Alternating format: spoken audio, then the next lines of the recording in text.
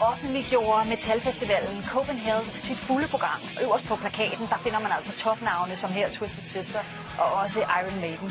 Bands, der efterhånden har rimelig mange år på banen, men altså ikke desto mindre, så har den hårde metal en kæmpe stor fanskare, både blandt voksne og også blandt børn. Velkommen til, Anders Bøtter. Du er radiovært på P6 Beat, på det program, som hedder Sort Søndag, som er et heavy-program. Ja, tak. Også velkommen til dig, Ole Frostholm. Tak. Du er familiefar. Du er far til Asbjørn her. Ja. Hej Asbjørn, velkommen til. Du er 11 år. Ja. Og så har du faktisk endnu en datter derhjemme på 9, en pige. Endnu en datter. Endnu en datter. Du har en datter, og så har du en søn i hvert fald. Ja. Vi skal snakke lidt om, hvad det er, heavyen kan, og så skal vi selvfølgelig også dykke ned i programmet. Men allerførst, Anders, kunne jeg godt tænke mig at spørge dig. Sådan det arketypiske billede på en heavy-fan har i hvert fald igennem overvis været, du ved, sådan en fyr midt i 20'erne med sådan lidt halvlangt fedtet hår og en denim-vest i en eller anden udgave, ikke?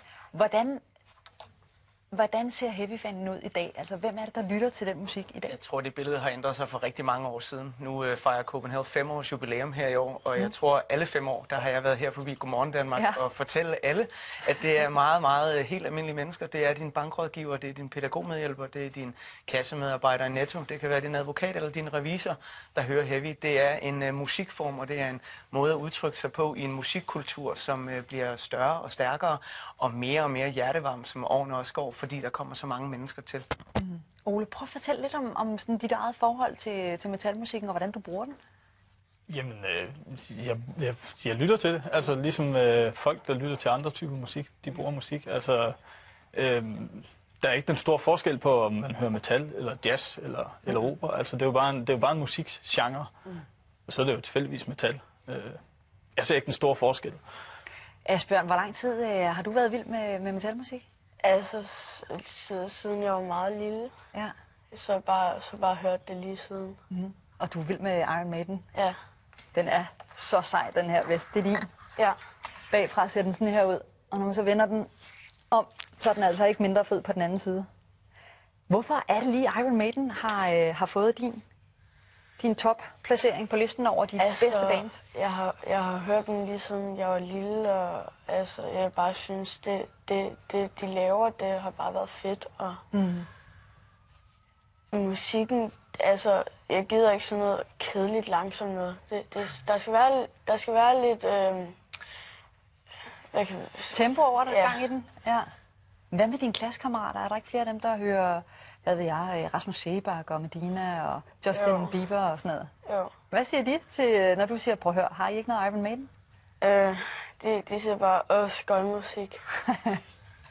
Det gider de ikke? Nej. Det gider vi godt. Lad os lige prøve en gang at høre et klip fra en af deres klassikere. Kom on. Okay.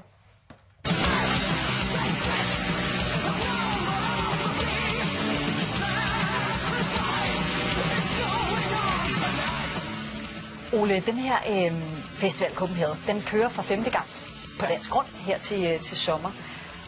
Du har haft Asbjørn med lige fra start af.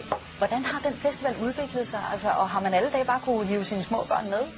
Ja, altså det har man. Altså det første år, så skrev jeg en e-mail til dem og spurgte om, hvordan deres politik var med at tage børn med derud.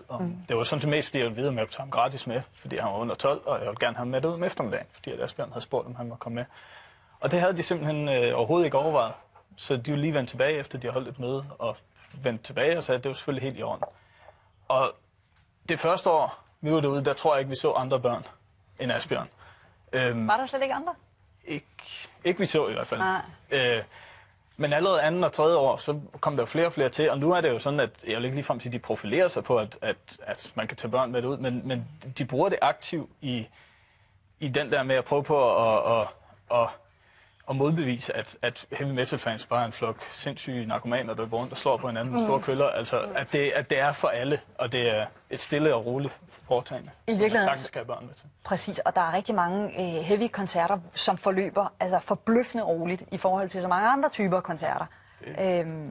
Anders, hvad kan du fortælle sådan om programmet generelt? Nu sagde jeg lige, at Twisted Sister kommer, og Iron Maiden kommer også. Altså man kan sige, nu har jeg jo fremhævet 2 af klassikerne, 2 af dem, der nok er for os lidt gamle mænd. Men der er også en masse yngre bands, og generelt kan man sige, at aldersgruppen, der er på Copenhagen, jamen, altså de får flere og flere yngre med, fordi at den her gruppe af musikgængere, den bliver større og stærkere for hvert år. Ikke? Så det reflekterer programmet også. Der er en masse unge bands og meget, meget spændende bands. De har virkelig fået fingeren på pulsen i år og skabt et meget bredt program, og er virkelig landet der, hvor det nu er en meget, meget vigtig spiller i den danske festivalkultur helt generelt, uanset om det så er heavy eller hvad det er. Hvor stor er festivalen, hvis man kigger sådan rundt omkring i Europa? Jamen, den er netop her i år har den sat sin fod ned som værende noget, vi kan være stolte af internationalt. Ikke bare nordisk, vil jeg sige, men europæisk. Altså, der kommer også folk fra Portugal, Tyskland, England, Sverige, Norge, Finland ned til Copenhagen, fordi de synes, at det her program, det er spændende for mig. Og så den ligger lige midt i København. Altså, det er jo 10 minutter på cykel herfra. Lad os lige prøve en gang at høre en bid fra sådan den tunge afdeling af programmet. Her der får du det polske metalband Behemoth.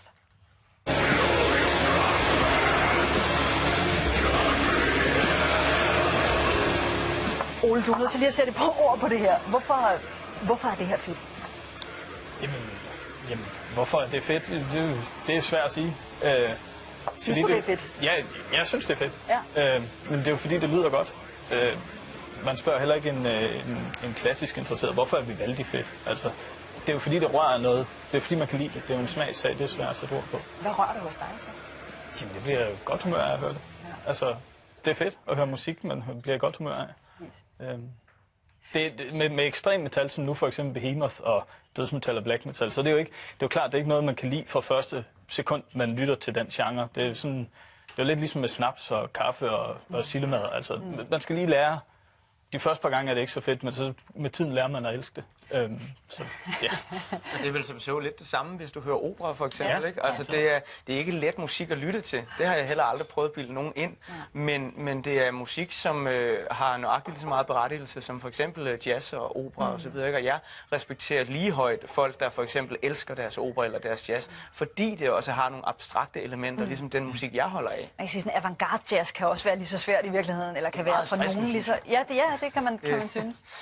Vi har talt med hjerneforsker Anders Lund Madsen for lige at blive lidt klogere på, hvad er det, Peter selvfølgelig Lund Madsen, for lige at blive lidt klogere på, hvad er det, som metalmusikken gør ved hjernen? Når vi hører hård, høj metal, så bliver vores hjerner stimuleret, og de bliver stimuleret meget, meget kraftigt. Og min gode kollega Peter Wust, som er ekspert i hjernen og musik, har fortalt mig, at det formål, musikken tjener for os mennesker, det er, at den virker som en kraft, der kan få en stor gruppe af mennesker til at føle det samme på samme tid. Det er sådan en social foranstaltning. Det er den grund til, at vi så godt kan lide musik. Og hvis vi hører heavy rock, som påvirker os meget, meget kraftigt, så kan man komme i en nærmest rusagtig tilstand. Sådan. I en nærmest rosagtig tilstand. Jeg kan virkelig godt lide, at han fremhæver det her med fællesskabet. Fordi er der noget, det som lad os bare kalde den vores scene kan, vores musikkultur kan, så er det et fællesskab, som der i virkeligheden bygger på utrolig stor forståelse, respekt, næstekærlighed, tro det eller ej. Men jeg ser langt mere ballade og optræk til ballade, hvis jeg er til koncerter i parken med et eller andet pop- eller rockband. Når du er i heavy-miljøet, så er der sådan et kæmpestort fællesskab omkring det her, som vi er passionerede omkring. Det er jo ikke anderledes end at være passioneret omkring fodbold og for eksempel tage sine børn med til Brøndby FCK. Det er også en meget stor ting, hvor der sker mange ting, ikke? Asbjørn, der er helt præcis 73 dage til, at du skal med far ind og høre Iron Maiden. Ja. Glæder du dig? Meget. Sådan. I må bare have en super god festival, når I når så langt, og så er det altså som sagt fra den 8. juni, det er fra den 11. juni, at Copenhagen løber af stablen her i København.